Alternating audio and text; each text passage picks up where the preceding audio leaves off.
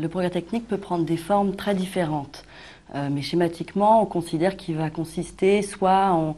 l'invention de nouveaux biens de meilleure qualité que ceux qui existaient auparavant, ou alors de nouveaux procédés de fabrication ou modes d'organisation de la production plus efficaces,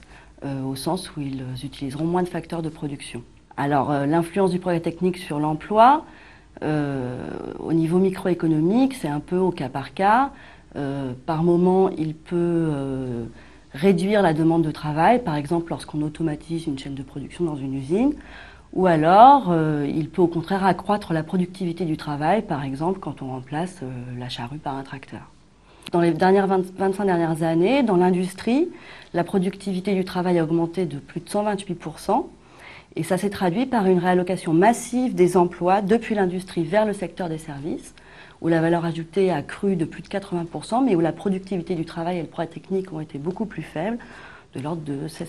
Alors cette réallocation, elle se fait sur longue période, mais elle est souvent longue et difficile, notamment parce que les emplois sont créés à certains endroits et détruits à d'autres, et que ces nouveaux emplois requièrent des compétences différentes. Donc globalement, le progrès technique, il a tendance à modifier le type d'emploi demandé et les compétences requises, et on observe en fait qu'il a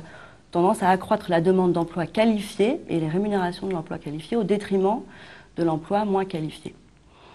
Donc il doit s'accompagner d'un accroissement et d'une adaptation des compétences de la population active et des qualifications. Et il peut créer du chômage pour les populations peu qualifiées et donc doit s'accompagner de politiques spécifiques.